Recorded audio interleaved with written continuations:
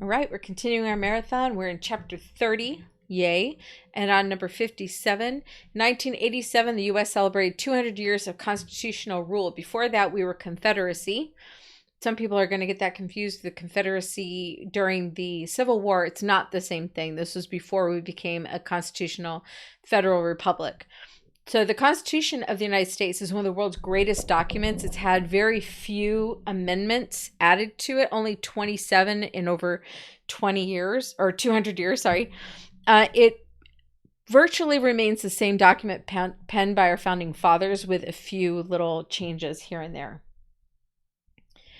Okay, there we go. The Soviet Union is trying to keep up with the United States, but there's going to be several obstacles that stand in its way. First of all is the fact that communism is an inefficient system of government. Always has been, always will be. It was designed, created by a man who never really worked an honest job in his life. Okay, so yeah, he didn't really understand how the world worked in the first place. But communism hinders progress because it gives communist people very little incentive to work hard or improve their skills. If you know you're going to make a certain amount of money, no matter what you do, you're just going to do whatever it takes to get by. If I've already I always give this illustration to students. If you walked into the classroom the first day of school and I said, no matter what you do, you're getting a B this year. So yay, good for you. The students who go above and beyond to get those A+ grades, they're going to be a little frustrated, but even they won't put out the effort to do A+ work if they know they're only ever going to achieve a B. For the students who do the bare minimum anyway, they're going to love life because they're not going to do anything at all because, again, they know they're getting a B. So there's no reason to work hard or improve your skills under a communist dictatorship. Next, the Soviet government spent so much time and resources building weapons that it couldn't provide basic food, shelter, and clothing for its people.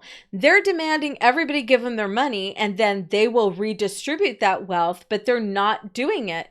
So people are actually starving. They are without food, shelter, and clothing. However, the powerful members of the Communist Party, the leaders, are living a very high standard of living. Communists also gave vast amounts of aid to terrorist groups around the world, creating severe financial problems with the Soviet Union. So Ronald Reagan would refer to it as the evil empire because they were actually contributing to evil doers. And after a while, because of all of these issues, inefficient government, the total lack of care for the people, the hypocrisy of the elites, and then giving away money and aid to terrorist groups, that's going to bankrupt the system, and the evil empire began to collapse. So in 1987, President Reagan visited the city of West Berlin, and he issued a challenge to Mr. Gorbachev. Down in, just to put it in the least amount of words, it was Mr. Gorbachev, open this gate, Mr. Gorbachev, tear down this wall. That wall, that Berlin Wall, was an embarrassment to the people who were communists because they had to build it to make people stay in their country. So here is a little expanded version of that. It said, yet across Europe, this wall will fall, for it cannot withstand faith. It cannot withstand truth. The wall cannot withstand freedom. Mr. Gorbachev, tear down this wall. Now, Reagan is actually giving Mr. Gorbachev, President Gorbachev, the opportunity to take that control of tearing that wall down himself. He is not going to do it, but later on, the people will. Reagan knew that America's progress in the development of laser weaponry, and especially about the Strategic Defense Initiative, SDI, the system of space-age weaponry designed to destroy enemy missile warheads in flight, was going to be important for our development. The whole purpose of this was to arm satellites that would then use laser to destroy missiles that might be shot into our airspace. So it would actually shoot them down while in our atmosphere so that it wouldn't have the fallout that was intended in the United States. He had equipped the American military with technological marvels that the bankrupt Soviet Union could not do. They could not match at all. Yeah, they called that Strategic Defense Initiative Star Wars. They were kind of making fun of him at the time, but he was like, cool. It was the highest rating movie ever. So I'll take it. Not ever, but you know what I mean.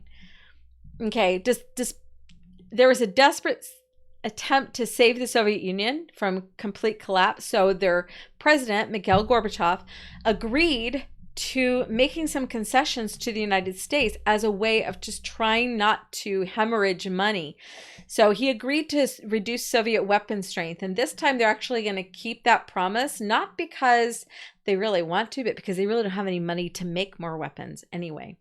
They also promised to free the enslaved nations of Eastern Europe, the people that they had conquered, and forced them to give them their stuff. He was told to stop encouraging revolution and bloodshed throughout the world. So he had to stop paying off terrorists. The United States and other free nations, in turn, promised to help the Soviet Union rebuild an economic and political system based on a democratic free enterprise model.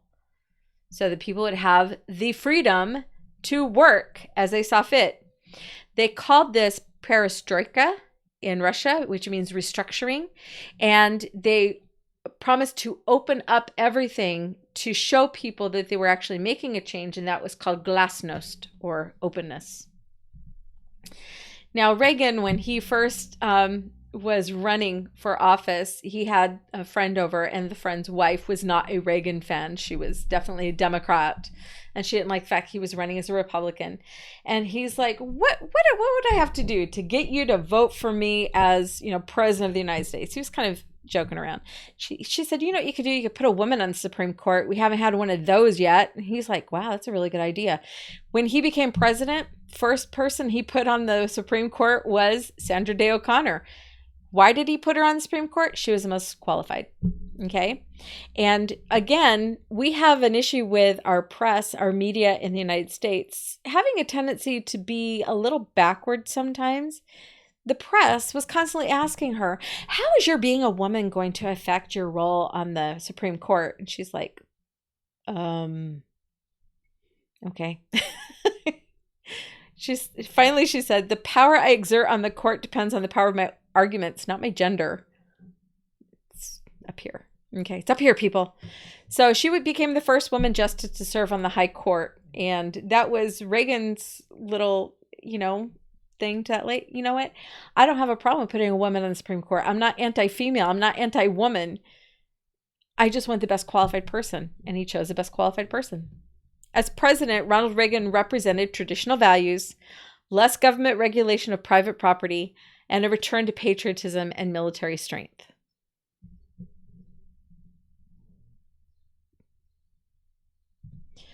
Now, when he had to leave office because he had served his 2 terms, the American people overwhelmingly elected Reagan's vice president, President George H. Bush, in 1988. Bush promised that he was going to continue the direction that Reagan had begun, and everybody said, we're going to believe that. You worked with the man for 8 years. You know what works. We're going to trust you that you're going to continue our upward trend. In the spring of 1989, the university students in China challenged the communist regime. University students in China looked around and said, wow, this stinks. Communism is awful. So they began to demonstrate for freedom in Tiananmen Square. The communists sent soldiers to crush the freedom demonstrators. Many were killed. Many were arrested. People lost contact with their families. If they had a child who was at the university and their child just didn't come home during the breaks or whatever, they lost contact with them. The parents didn't feel like it was safe to try to find out where their student had gone because there was a possibility they had been at Tiananmen Square, and that would mean the entire family could be punished for their child's misdeed. Okay? But people in China who were under communist control were saying, this system of economics stinks. We want out. They even created their version of the Statue of Liberty. Over 1 million people showed up for this. 1 million people protesting against communist rule. Now, Bush believed the best way to combat communism in China was through free trade. So he's, instead of taking a page from Reagan at this point, he's taking a page from Nixon, who most people really didn't like. But he said, if we have free trade with China, that will be the best way to combat communism, because people will look at the free trade and they'll say, oh yeah, this is way better than communism. The problem is he's not going to be using free trade with all of the people of China. That free trade is going to be among the highest tiers of the Communist Party who are going to be trading. They can trade. The average person in China cannot, not freely.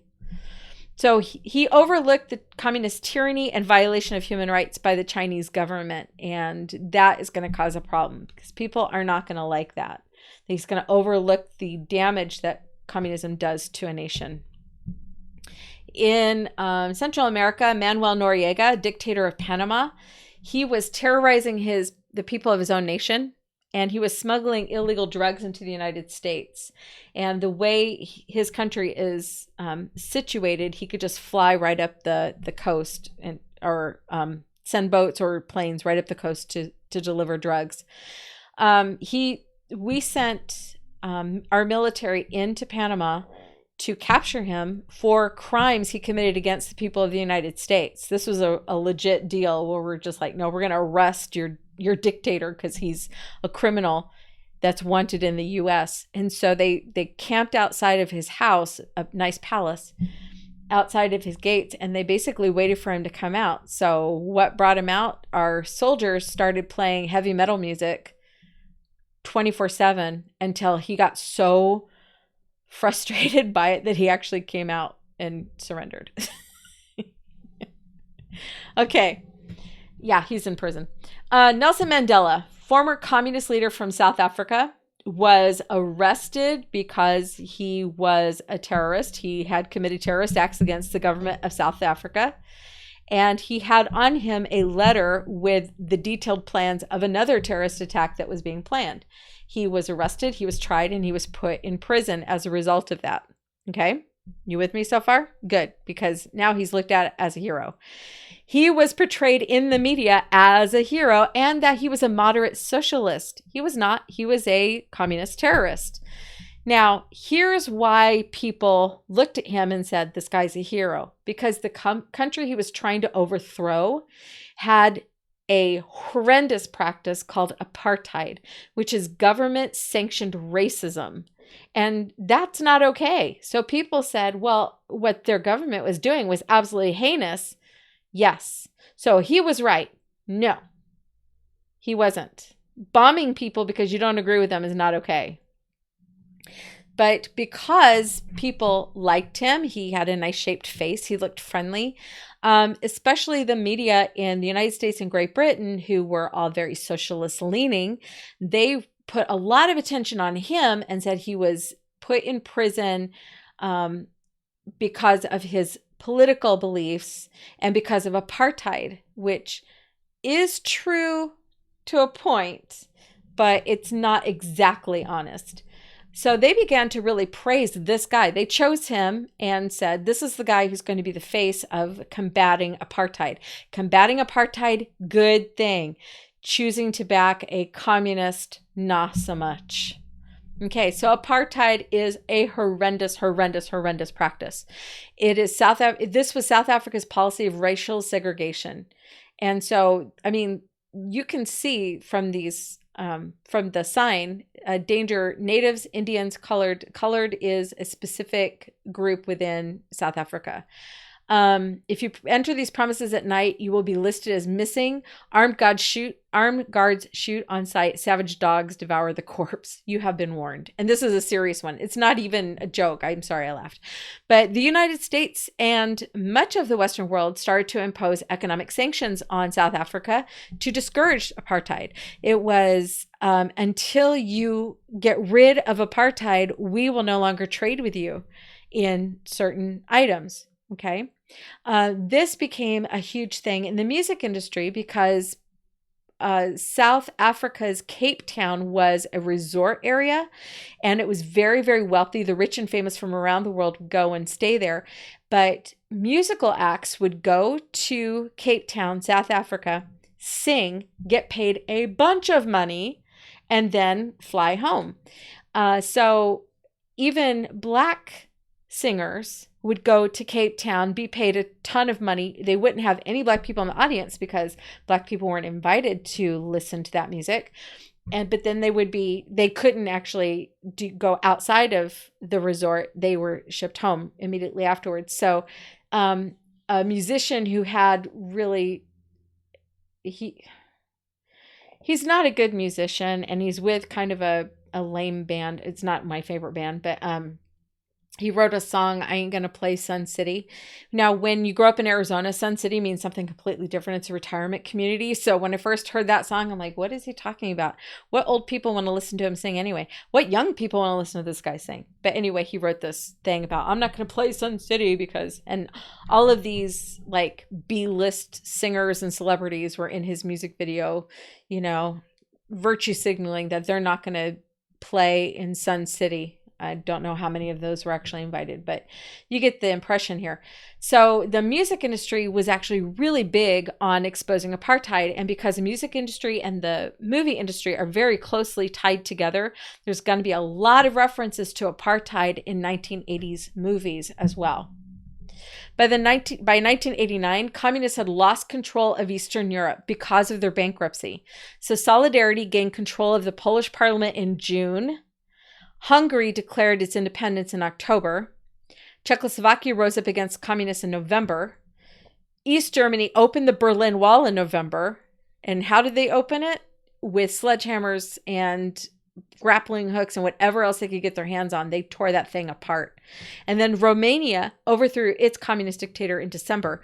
Now, the communism in Romania, they had a dictator who had cut them completely off from all of the rest of the world, including Russia, because he believed that he could run that country and it would be successful because of his power and the ideas of communism. They went bankrupt within a year, but he still impressed the people that they needed to stay communist until he was eventually overthrown by people walking into his house, pulling him out into the street and shooting him. They were done with him. Okay, so East and West Germany reunited in October of 1990. By then, every Eastern European nation considered itself independent of the Soviet Union. So you can see people using hammers and chisels, crowbars. I think that guy's got like an axe oh no, it's a sledgehammer. But they pulled that wall down. And this was covered on like every news station, CNN, because it was a cable news network. It was on 24/7. And then MTV covered it quite a bit because a lot of musicians were actually singing and performing for the crowds who were at the Berlin Wall. And that's the first time people in the United States discovered that David Hasselhoff was a really, really big musician in Europe, because we only knew him as the guy on Baywatch who was leading all the lifeguards. And he also played on Knight Rider. So he was he was a very popular actor, but everybody just kind of thought he was a little goofy too. You know what I mean? I mean, cute, but goofy. And then all of a sudden, you know, MTV and CNN are showing David Hasselhoff singing on the Berlin Wall. And everybody's like, wait, what? How did this happen? He sings? I mean, we had no idea. It was and it turns out he's not the best singer. But if you really want a good laugh, you can always look him up. David Hasselhoff singing on the Berlin Wall. But for people like me, our biggest moment was when the Scorpions got a chance to be there, because they were actually from Germany and they were very, very well aware of the division in their country and in Berlin in particular. And so they wrote a song called Winds of Change, and that became the anthem for, you know, the people who are cooler. Anyway, Boris Yeltsin. When the wall came down and the USSR was no longer in existence, because that wall coming down showed that all of the Soviets, the counties that belong, or the countries, the states that belonged to the Soviet Union, were gone now. They had declared their independence. There was no more a USSR. So there was no longer a president in the USSR. So Gorbachev is gone. So now the president is the president of Russia, and that person was Boris Yeltsin. He became the president of the Russian Republic and resigned from the Communist Party. Russia was not going to be a communist nation anymore. However, the party's going to attempt a coup. It's going to fail. The Soviet Union had ceased to exist as a nation, but all of the leaders are former members of the communist government. So you're going to have a lot of communist philosophy still in Russian government, as there would be, because that's just, those are the people in charge. By December 1991, 11 of the former Soviet republics had banded together to form the Commonwealth of Independent States. Why would people who had fought so hard to get away from the USSR voluntarily band together to join together with Russia? Why would they do that? They're basically recreating a lot of the Soviet Union.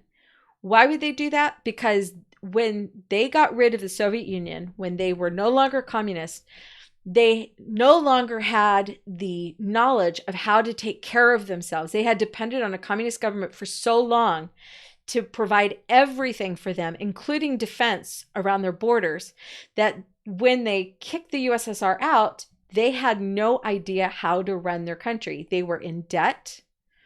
They had no crops. They had no skilled workers. And so they all decided to band together and basically voluntarily rejoin. It's no longer called the USSR, but it's called the Commonwealth of Independent States. Saddam Hussein he was already the dictator in Iraq. As soon as he came into power, he started a war with Iran immediately. And it was supposed to be over religious differences. They're both Muslim, but one believes one type of Islam and the other believes in another. So the real reason behind it is they both want each other's property. That's all it is. So in August of 1990, he invaded a very tiny country called Kuwait. You can see it at the very bottom. Oh, no, I'm kind of covering it. No, actually I'm not. Haha. I'm covering the Persian Gulf.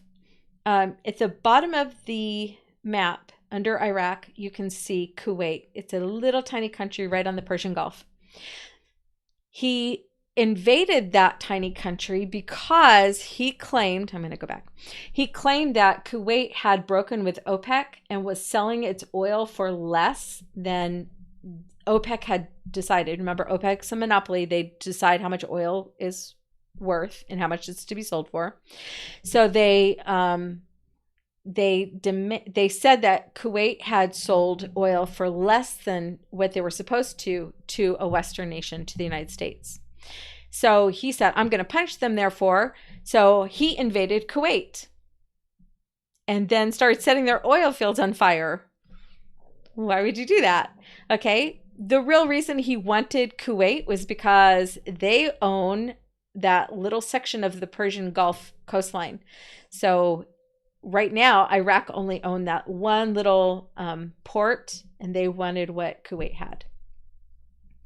Now, Kuwait was our ally, so we fought on their side.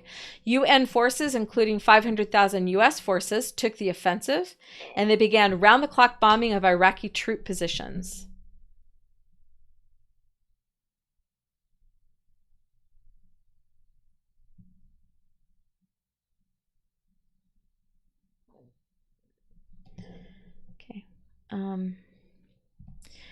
New technology, including highly accurate smart bombs and cruise missiles, enabled the Air Force to select and destroy military targets without harming civilian population of Iraq.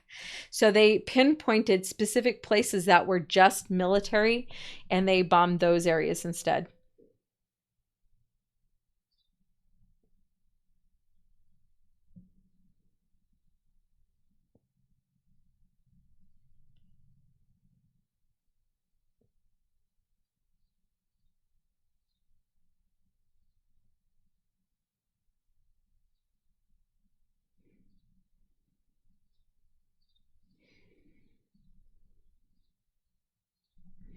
Okay.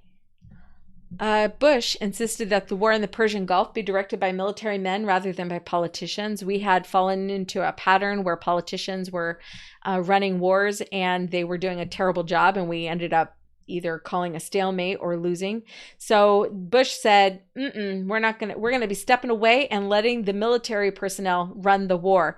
And why would he be so confident? Because, again, he had once been the head of the CIA, so he understood how these guys thought and how they worked. General Colin Powell was the chairman of the Joint Chief of Staff.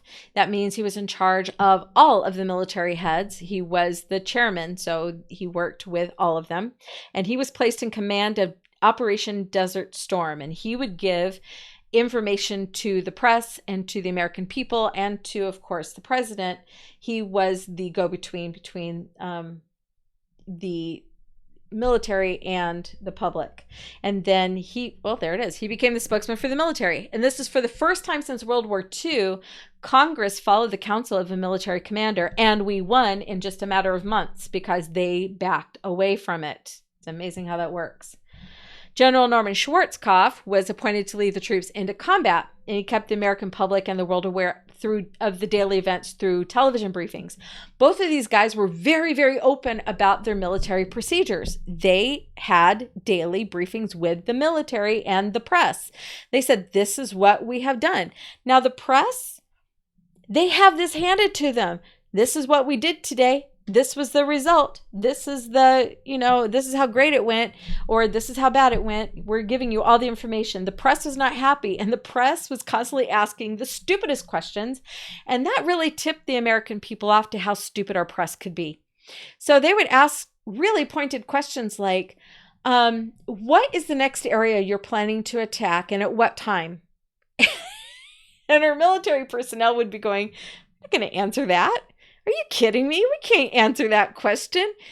If we told you all of our plans for attack, it would be like giving the information to the enemy. And our press acted like they had no idea they were doing anything wrong. It got so ridiculous that SNL, Saturday Night Live, did a whole bit on the ridiculousness of the press at these press conferences. So when you are done with this, you really need to go on, look it up on YouTube, look up SNL press conference during the Persian Gulf War, and it's funny. A lot of really people who were unknowns who became incredibly famous later are in that skit. But yeah, it's spot on. And I remember just as a viewer watching some of the press conferences saying to myself, are they for real? Not SNL. I knew they weren't for real. But I couldn't believe our press was asking these really sensitive questions because, that's kind of ridiculous that you would ask something like that, like give everything away. So the main goal of Schwarzkopf was to minimize risk and save soldiers. Now, that doesn't mean he didn't want to win. He did.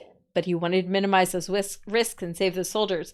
And that's why he was using those smart bombs and those precision targets.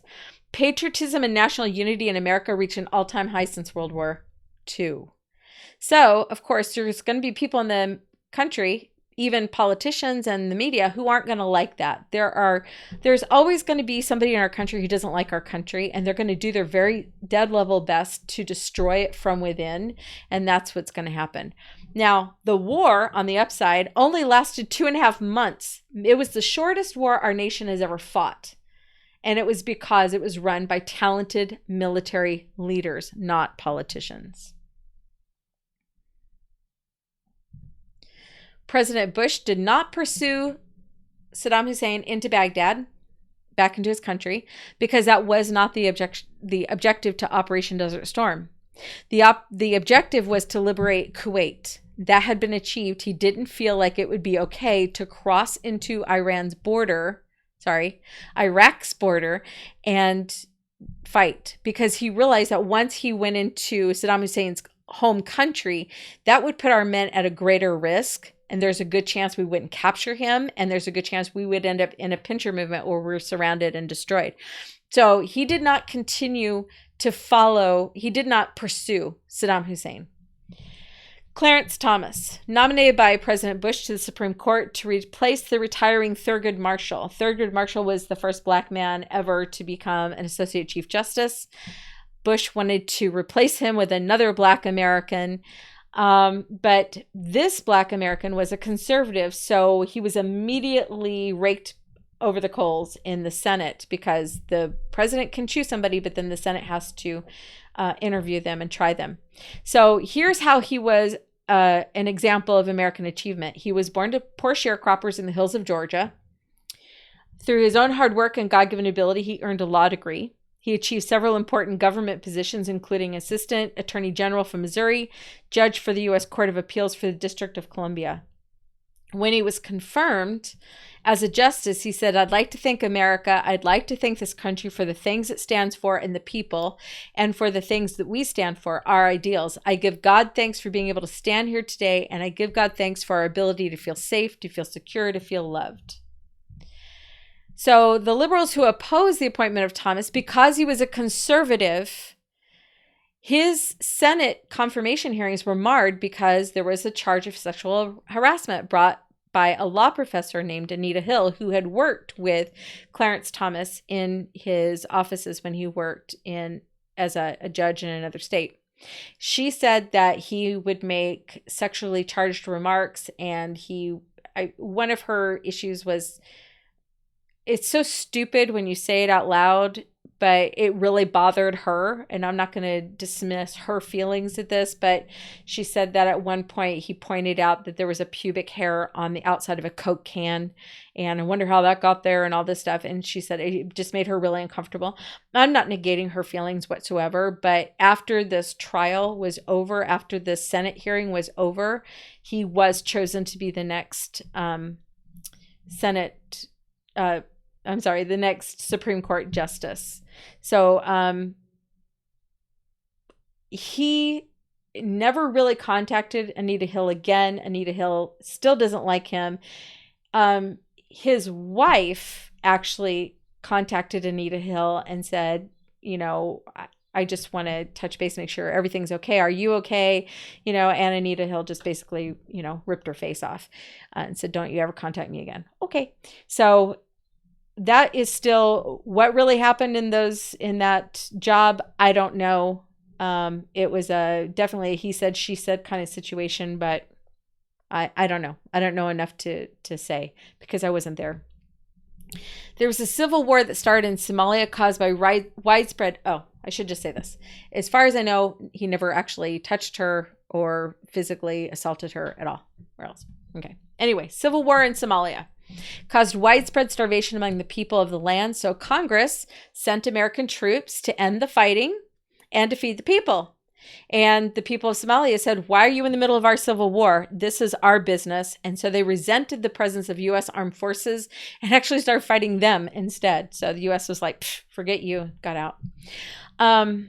Congress continued to spend and spend and spend and spend. And they kept putting those spending things into other bills. So if the president wanted a bill that he wanted into law, he had to include all this other garbage that Congress kept putting in. They're the ones that kept driving that up. Here's a little information that you need to keep in mind when you become a tax-paying American voter, okay? The president cannot raise taxes. It is not in his wheelhouse. He is not allowed to do that. The only people in our government who are allowed to raise taxes are the House of Representatives. They are the only ones allowed to start a tax bill. Then that tax bill is taken to the Senate. They have to approve it, and then it's put on the president's desk. No bill can actually originate, no tax bill can originate any other place other than the House of Representatives. So when people today talk about the president, under the president, he raised taxes so far. No, he didn't. No president has ever raised taxes, okay? What they had to do was they had to sign a bill that Congress had actually originated. Now, at that point, yeah, I guess you could say it was taxes. But for the most part, usually when those taxes become law, those tax bills become law, it's in with something else. Okay. Thinking of the collapse of the Soviet Union signaled a new world order for world peace. Be really careful when you hear phrases like that. It's not going to happen. President Bush cut the defense budget. Stupid move. Stupid move. Stupid move. This guy was flying high. He had a successful war in the Middle East, which is unheard of. The Berlin Wall had come down during his presidency. The fact that he would cut the defense budget was just ridiculous, but he was pushed to do it by the same Congress that was constantly adding new tax bills into legislation, constantly doing that. So in order to find ways to make the budget work, he decided he'd cut the defense budget so he could pay for all the other garbage that Congress was putting in front of him. That did very little to help the national debt, because when he cut the defense budget, military bases closed. When a military base is in the United States, like for instance, let's pretend like we have I grew up near a base. I grew up in Yuma, Arizona. When a military base closes, the city around which that base lives, or the city that's around the base, they suddenly lose several thousand customers that would normally go into businesses in that city. Okay? So when the base closes, whole businesses in the city shut down, completely shut down. They can't exist without those military personnel coming in and spending their money. Also, all the people who work on the base who aren't military but are civilians, who are contractors who go in and work on the base, they have just lost all their jobs. So when he cut the defense budget and he closed bases, it caused another big, huge gaping hole in national debt. Big mistake. Add to this savings and loan scandals. This ended up costing the taxpayers $500 billion because careless speculation, that's when people are spending very little money, down payment, buying a house, hoping to hold on to it until they can sell it at a ridiculous profit and then pay back their loan. So you have you have careless speculation, and on top of that, illegal accounting, where banks are actually fudging the numbers. This is going to lead to a number of bank failures. So Bush finally agreed, because he's being pushed by the Congress, who keep adding all of these tax ideas, and he's trying to keep the government from going further into debt.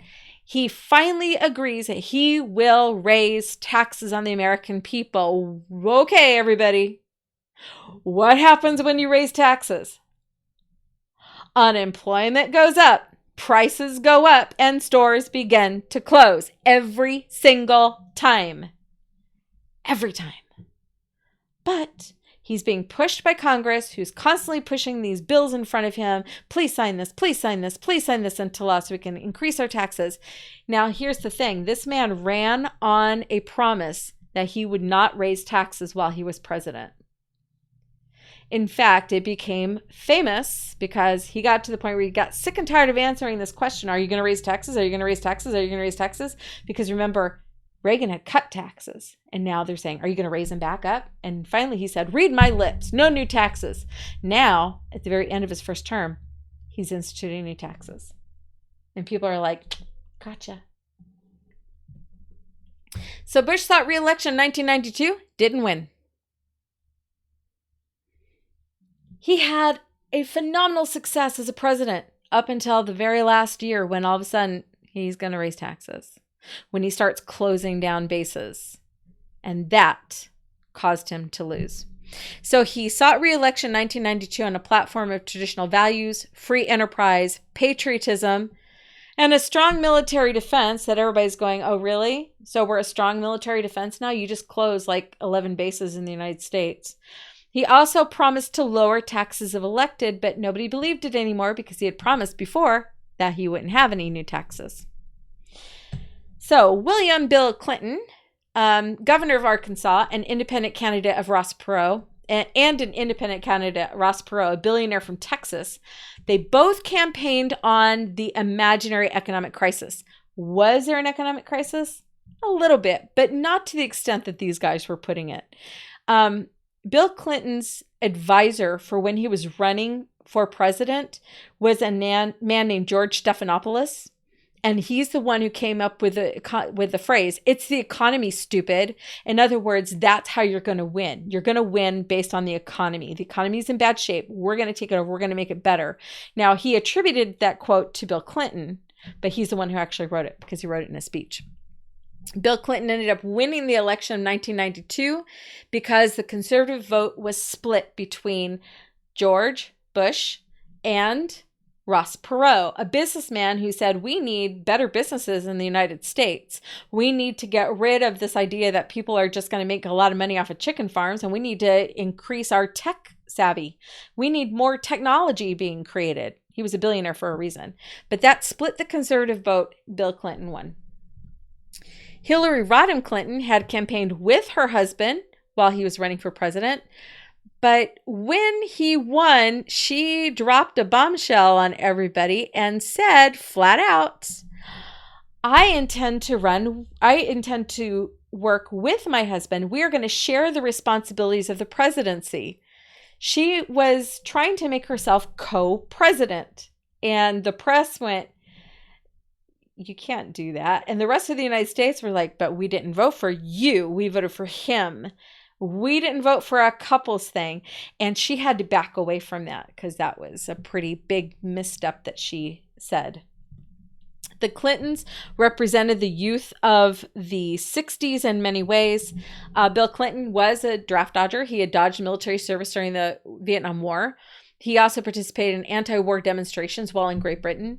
Hillary Clinton was an outspoken advocate of feminism and abortion rights. Her daughter is also an outspoken advocate of abortion rights to the point where there is no connection between the brain and the mouth. Some of the things that they say. Their daughter, Chelsea Clinton, is Hillary Clinton's daughter. She has come out before and said that she really mourns the fact that her grandmother had the freedom to have an abortion, which would have meant that Hillary Clinton would never have been born. She would have been aborted. And of course, the daughter, Chelsea, also never would have been born had grandmother had that ability to get an abortion. What are you thinking, girl? She has also come forward and said that she decided she didn't want to be in church anymore after she was 5 years old, because when she was 5, a Sunday school teacher was speaking about how abortion was, wrong. And she said, and I knew even then that was just about people wanting to control my body. So I decided when I was 5 years old, I didn't want to go to church anymore because I believed in abortion. I'm like, okay, Chelsea, whatever you say.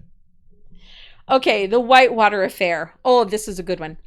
This was the accusation of Bill Clinton using his position as governor of Arkansas to grant special illegal favors to a real estate firm called the Whitewater Land Development Company. Hillary was involved in this too. And the whole point of this was they were going to give special privileges to the development company in return for some kickbacks when the development company made money. That's illegal. The scandals of the Clinton administration so tainted the image of the Democratic Party that many Americans voted for Republican candidates when it came time for the congressional election. So this gave the Republican Party control of Congress for the first time in 40 years. They had a strong Democratic president and they had a Republican Congress, which means things are going to screech to a halt. So Vince Foster was one of the people who was part of the scandal that was going on with Whitewater, and he committed suicide. And people were like, did he really commit suicide? So this is one of the first of many suicides that have been attributed to the Clintons that maybe aren't suicides at all.